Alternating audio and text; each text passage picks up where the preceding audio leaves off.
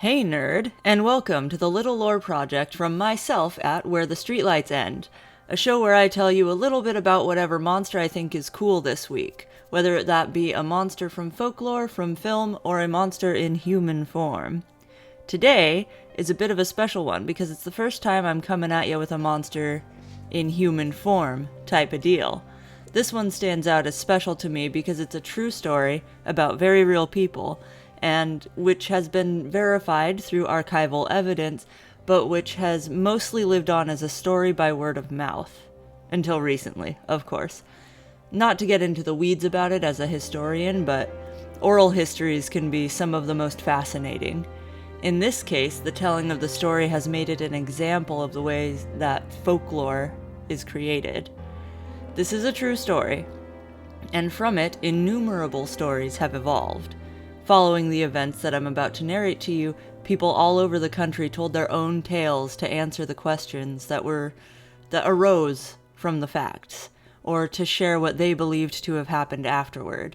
It's beautiful and ridiculous, really. I encourage you afterward to look it up on your own and see all of the crazy stories that people were telling back then about what they thought happened, because that's where the real fun is. But I'm just here to tell you a story, right? In late 1870, 4 weird Germans came to the southeastern corner of Kansas. The family was composed of 2 men named John and 2 women named Kate. The older John and Kate were supposedly married, and the younger 2 were siblings, supposedly. This is part of the story that we just have to make the best guess about. Kansas had only existed as an official state for 9 years at the time, and it was still being settled very slowly by weird people from weird places trying to make a living doing whatever weird stuff that they needed to do. This family, the Benders, were, like I said, very German. The story goes that the elder Bender gentleman, John Sr., or Pa as he was often called, barely spoke a lick of English. Ma, the elder Kate, wasn't all too talkative in the English language either. The young Kate, however, by all accounts was incredibly talkative and spoke English very well. Most sources fail to mention the younger John's level of fluency because he supposedly didn't talk much at all. The stories about the Benders paint John Jr. as sort of quiet and awkward, perhaps even a little bit simple-minded. However, the proper way to say that is, I'm sure you can imagine the words that were used in the 1870s. It is difficult, very difficult, actually, to pinpoint the true and accurate details because so many mythical stories and legends were woven surrounding them following the nightmarish discovery at their homestead only 2 years after they set up shop near Cherryvale, Kansas. The plot of land that the Benders claimed for themselves was right along a major roadway between the destinations of interest. Destinations of interest. So they decided to turn their little cabin into a grocery store and an inn. Weary travelers making their way through the rough and unforgiving countryside could stop in for supplies, a home-cooked meal, and a bed to sleep in for the night. This was a lucrative business because of the prime location, but it's still a bit surprising that the Benders did so well financially when their inn was actually just one big room with a gross canvas curtain dividing it into 2. One possible explanation for the surprising amount of income that the Benders received was a pretty simple and obvious one. The young Kate Bender was hot. According to statements given by the many people who knew the family during their time in Kansas, Kate was quite alluring, with a face like a young eagle and tigerish grace. By all accounts, she was a beautiful wild beast. Gag. If the stories are to be believed, she was well aware that people found her beautiful, and she took advantage of that entirely. While most of the family were sort of misanthropic and weird, she was extremely outgoing, flirtatious even, talkative, and overwhelmingly social. She would flirt with guests and pose herself seductively when patrons walked in, then act like it was an accident that her shirt had been spilling to the side.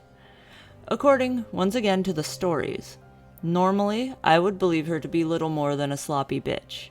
Sloppy bitches often have their titties out by accident. Unfortunately, while I try to be a girl's girl, The rest of the story does validate the widespread belief that she was showing off the goods intentionally, if you know what I mean. Kate had another source of income. During the late 1800s, New Age spiritualism was big in the United States, and Kate Bender hopped right on that bandwagon. She marketed herself as a spiritual medium and a magical healer. A handbill was being circulated in 1872, which she used to advertise her wide range of skills and services. It read, "Professor Miss Katie Bender can heal all sorts of diseases, can cure blindness, fits, deafness, and all such diseases, also deaf and dumbness. Residence 14 miles east of Independence, on the road from Independence to Osage Mission? Osage or Osage? Mission, 1.5 miles southeast of Norahhead Station." With her feminine wiles and claims of mystical powers, Kate was, along with their place being along a major roadway, pretty much the primary allure of the Benders Inn. Back in those days, much of the U.S. and its territories were pretty lawless. The environment was aggressive, wildlife was a thing, and people tended to be assholes because it was easy to get away with it. It was commonplace for people to set out on trips and just never be heard from again. Sometimes it was just because they lost touch, they didn't have friggin' cell phones, and other times they met an unfortunate end. But it happened, and it happened frequently enough that typically people didn't think much of it. They'd just think one day, hey, remember Bill and Anna? Didn't they go west like 8 years ago? I wonder what happened to them. Whatever, and that was the end of it. Which is why, although many people began to disappear from the area around Cherryvale, Kansas, right as soon as the Benders set up shop there, no one really questioned it. Until a certain man of above average social status and influence went missing while he was on his way along that stretch of road. A man named G.W. Longcore and his daughter were last seen somewhere along the way to Iowa. Longcore and his young child stopped in Independence, where he got himself a nice wagon and some horses from a man by the name of Dr. William York.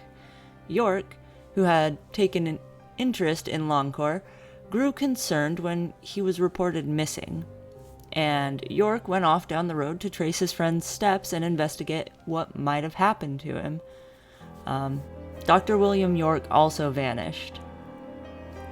Now, Dr. York had two very powerful brothers. One was a Kansas senator, and another was a decorated Civil War veteran. Dr. York's absence was immediately noticed, and because he wasn't far from home when he disappeared, a whole lot of powerful people started looking for him right away. His mysterious disappearance was written about and published in newspapers across the country, and search parties were set out to find him. The brothers had more than enough power and money to dedicate to the search for their brother, and this was very much reflected in the thoroughness of the investigation. They found out that Dr. York had stopped at a small store not far from Independence, and at the time, he mentioned to the clerk that he had intentions of staying at the Bender Inn that evening. Colonel York, the Civil War veteran brother, brought men to the Bender Inn and had some very important questions for the family. John Sr. insisted that the doctor had stopped by, but had only eaten lunch before moving on. Kate kindly offered to use her psychic powers to help locate him for the colonel. Dr. York's disappearance made everyone in the area suddenly take notice of just how many people had been going missing along that stretch of road over the past couple of years. It was really quite concerning, wasn't it? They really had to figure that out, huh?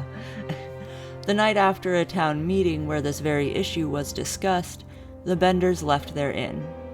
They loaded up what they could into a wagon, grabbed their dog, and fucked right off. The wagon was found a few days later in the woods near a town called Thayer.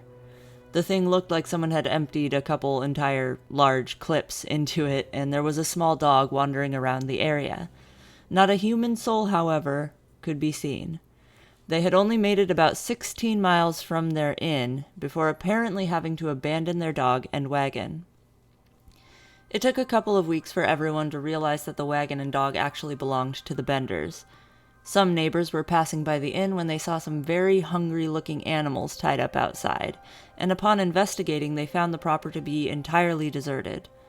Colonel York heard about the abandoned property, and he felt like that was pretty weird. So he brought his men back out to see if there might be any connection between the Bender Inn and his missing brother, Dr. York. The men did not like the things that they found. Some strange occult items were strewn about in the cabin, and there was a German Bible laying out, but otherwise it was just an empty-ass old inn, until they found a trap door in the area that was blocked off by the canvas curtain I mentioned earlier. And, of course, the trap door is probably just a dry goods cellar, right? Yeah? Well, they went down to check it out, and although at first they didn't see anything interesting, it friggin' stank. The smell that burst out of that hole in the floor was like rotten meat. You might see where I'm going here. When they crawled on down, they found that the floor was soggy and sticky, and it reeked of decay. Out in the orchard, other men, simultaneously, found mounds of freshly turned dirt about the size of coffins. While prodding down into one of the piles of dirt with a stick, they pulled up clumps of what appeared to be human hair. They dug up the mounds and they found the bodies of several people.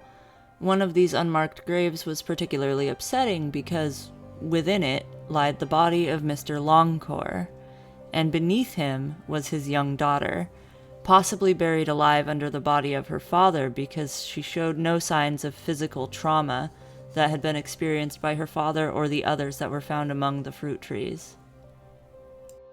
It wasn't until after these discoveries were made that people started to really think about the weird shiz that they experienced while they were at the Bender Inn.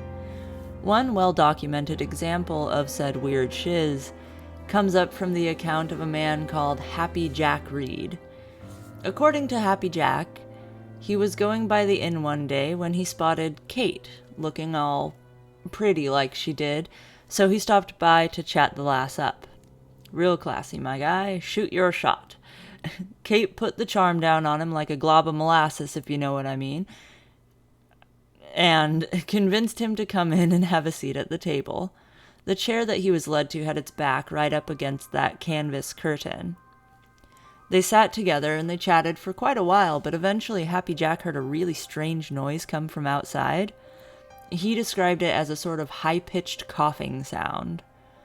I'm not quite sure how to replicate that, and I won't burden you with an attempt to do so. And when he heard that sound, he felt something move away from behind him on the other side of the curtain. Just a moment after this, a couple of people walked in through the door looking to buy some stuff or stay the night, what have you. And Jack eventually said that he had to be hitting the old dusty trail, and he took his leave.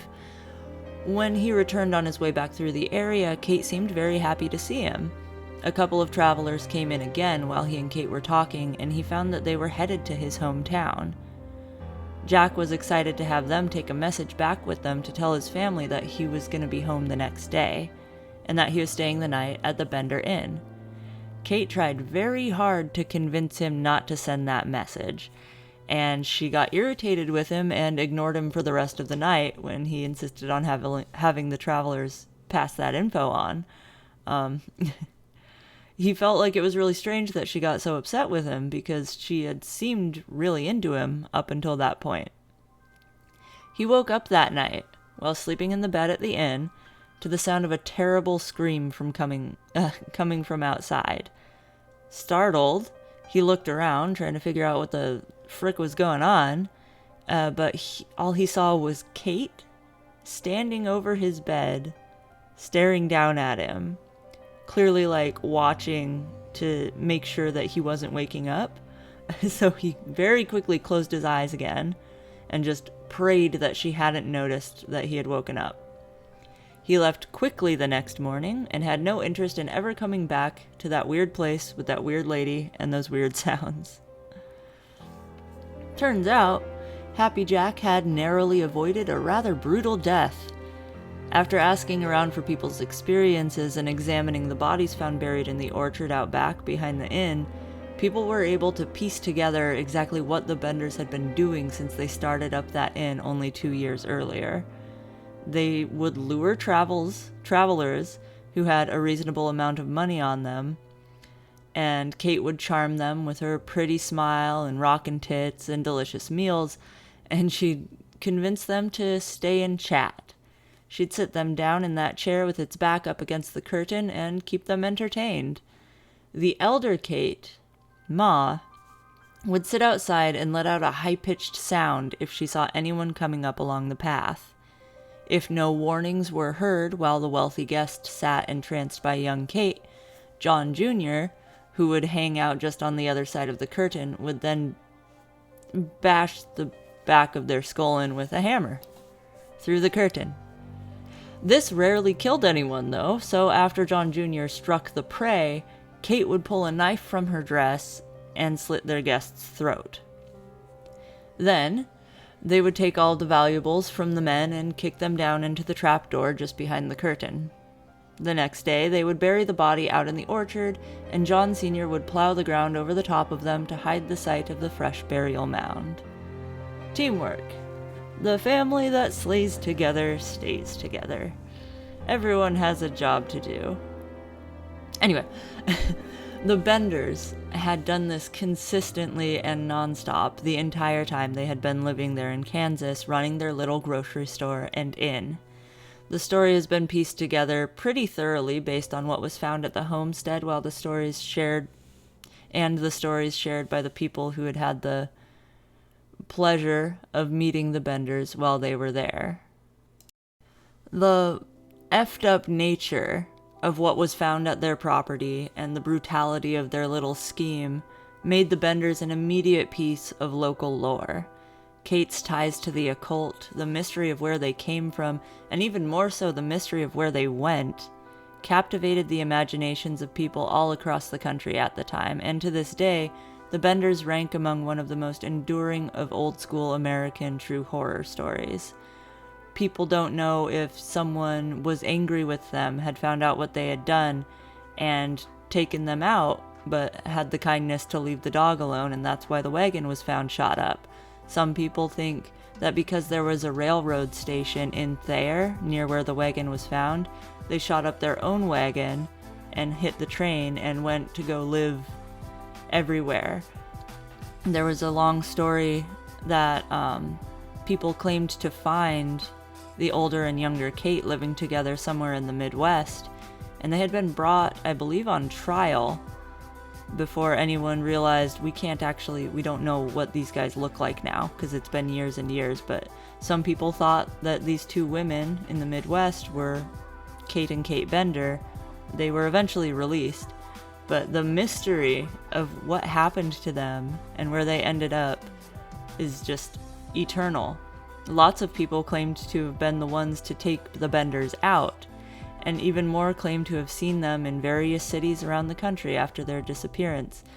But with the way these legends change and evolve as they're told and retold, it's honestly impossible to know for certain what happened to those crazy German bastards when they left their wagon behind near Thayer, Kansas.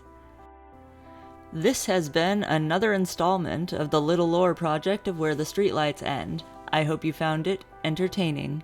If you did, subscribe for more weird stuff from me regarding horror, history, and folklore. I do these shorter episodes just about every week and publish longer video essay-style deep dives into more complicated subjects. Like and comment if you like me. You are also more than welcome to comment if you want to tell me I suck. I've got a Patreon you can join if you want more content and direct interactions. I have some links that I will post here if you want to find me. Later, nerd!